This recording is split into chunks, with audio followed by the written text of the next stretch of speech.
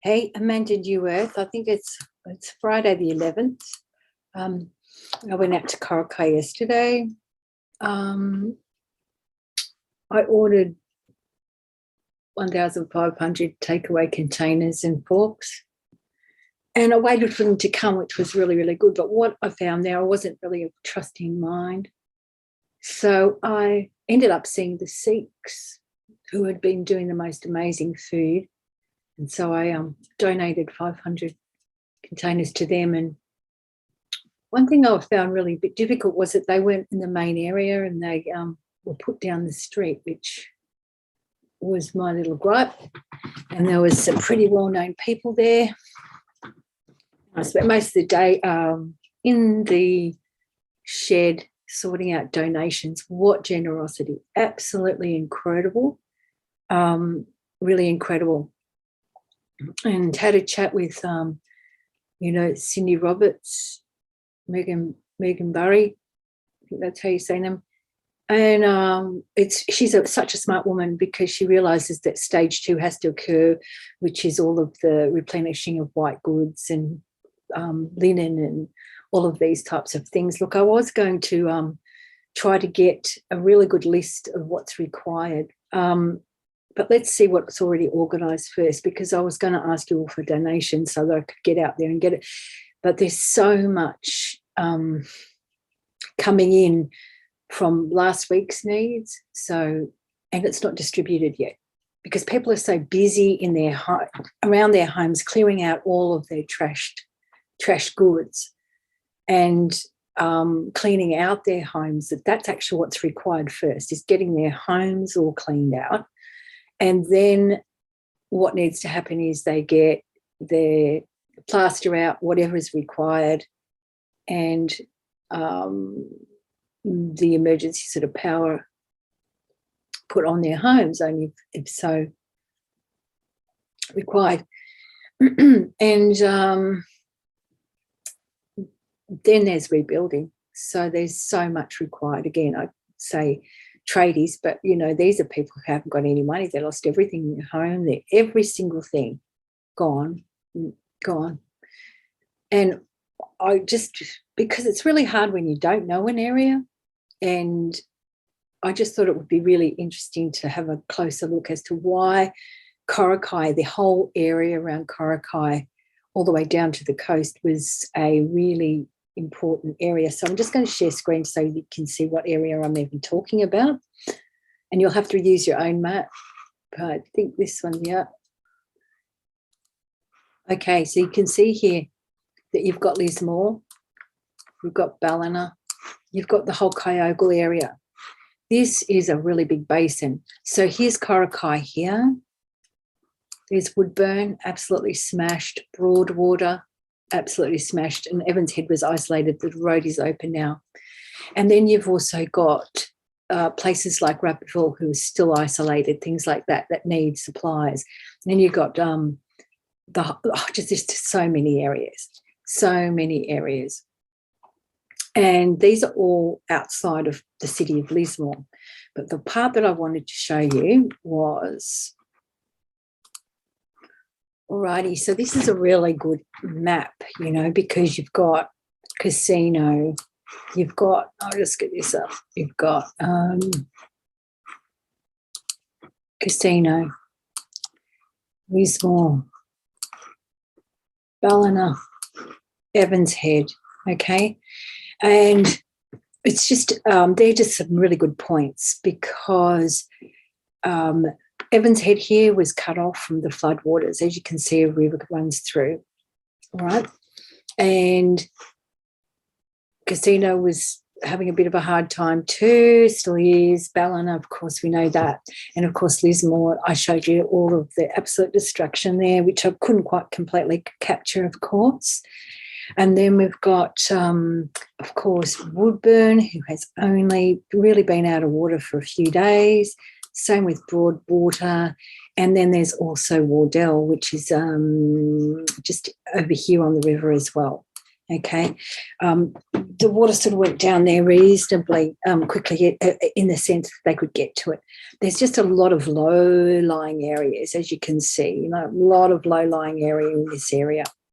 Okay, so what am I trying to get at here? Just so that you can see what's going on, sure, but let's just have a look. Now, north of here, it goes up to the Queensland border. You've got Mooloolaba, then you've got Mullumbimby, and up Wilson's Creek, where the water was so saturating. It's honestly been raining up here for months and months and months.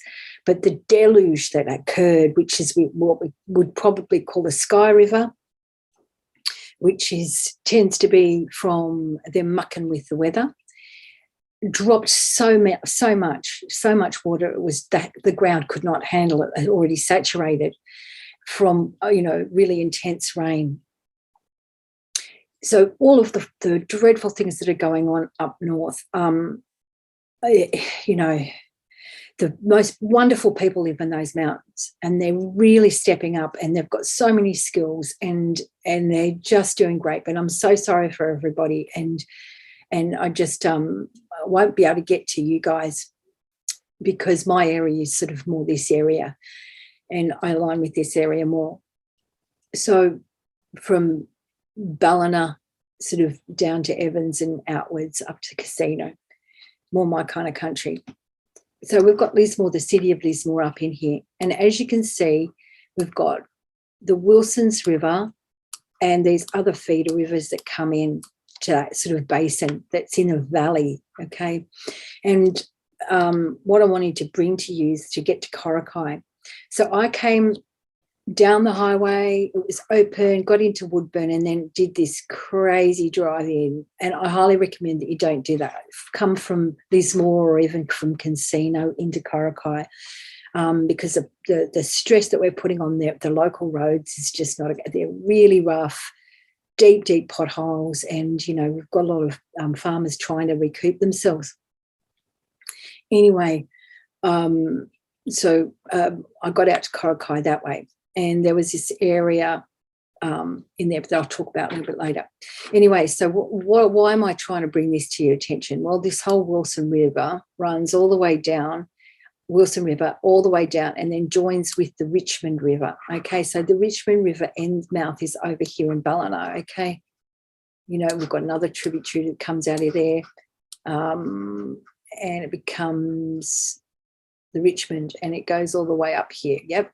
Okay, Richmond River. So this is where the convergence of all that mountain floodwater came, and it just annihilated this whole area, basically all the outlying areas, et cetera, et cetera. And of course, there's Rapville all the way over there. They still, this highway was open reasonably quickly to get to Grafton, et cetera, for supplies. But of course, one thing I really want to say is Lismore is like a hub, the city of the entire area that supplies so much of the goods. It's basically closed. I don't know what's open there anymore. I just don't know what's open in Lismore.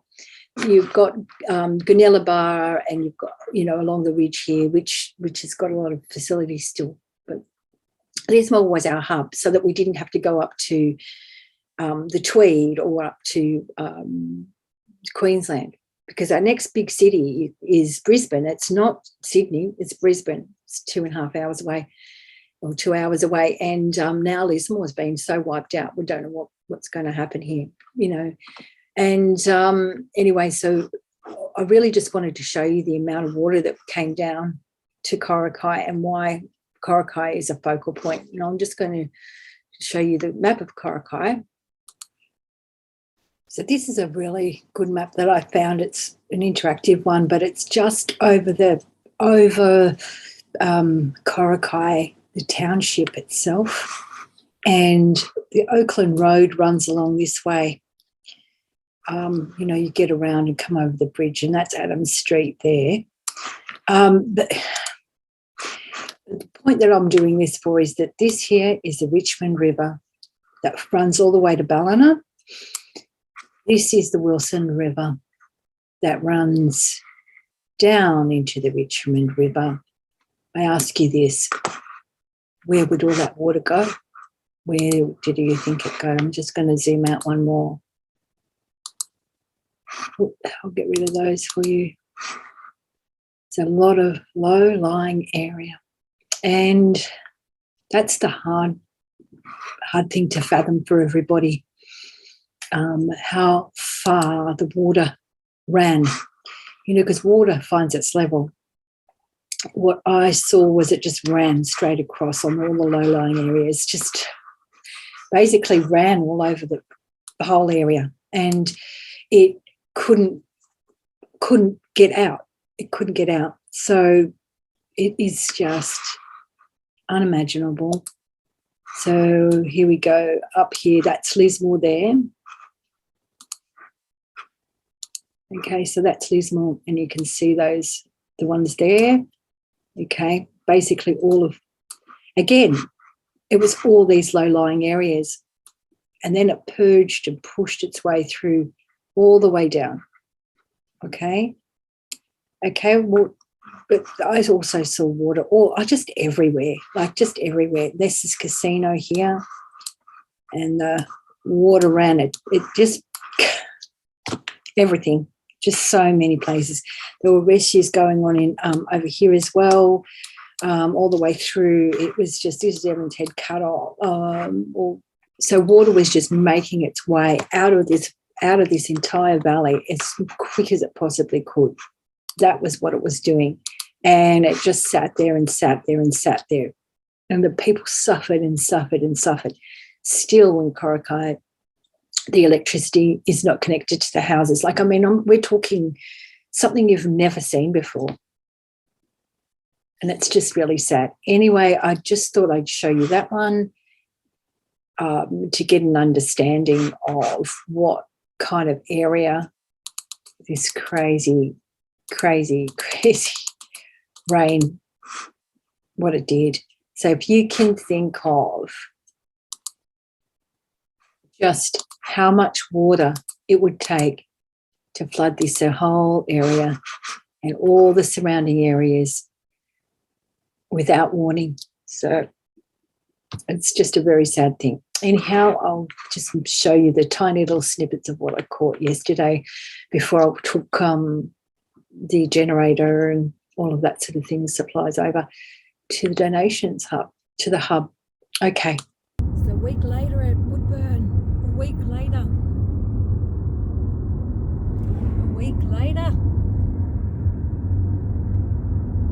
For God's sakes.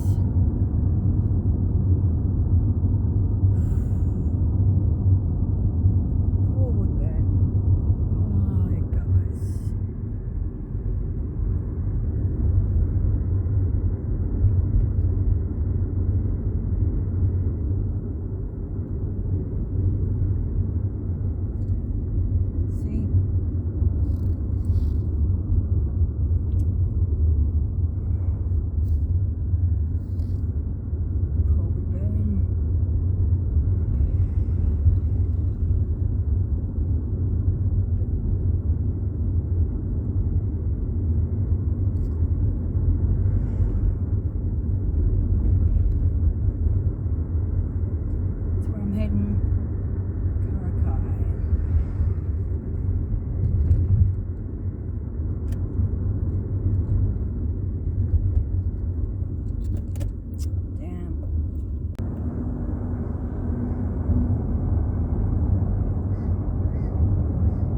Oakland Road.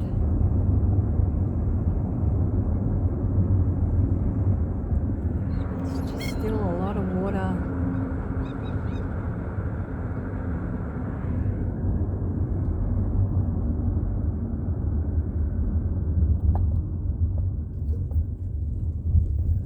I've got a diesel generator, not a diesel, a petrol generator I think it is in the back. And I've got a lot of fuel, so I'm hoping that we can siphon some off. I don't know,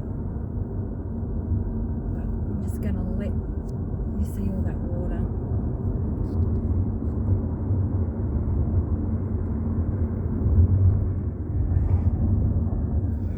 See all the crops.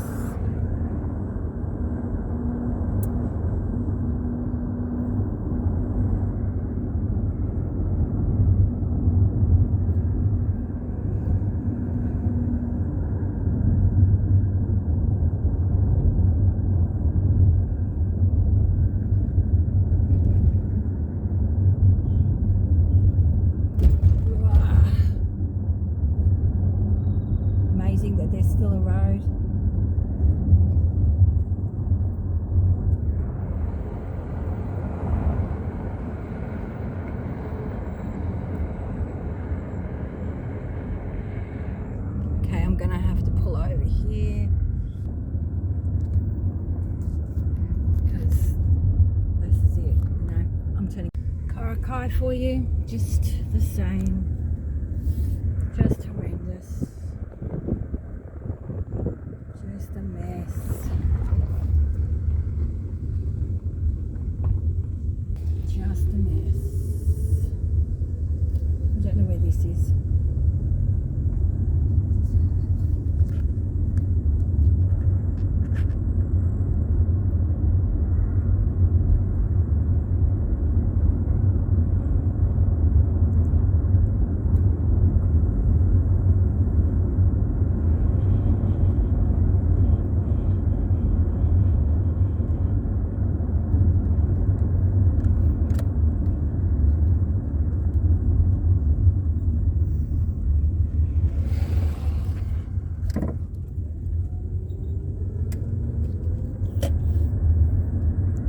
Coming into East Coraki, you can see how full the water is. See, the water went up all the way up the bank there, and just filled in wherever it could. I'm off to Coraki. See, hit. The water's still down there. Hit. Everything hit. And now I'm going, I don't know where the hell I am.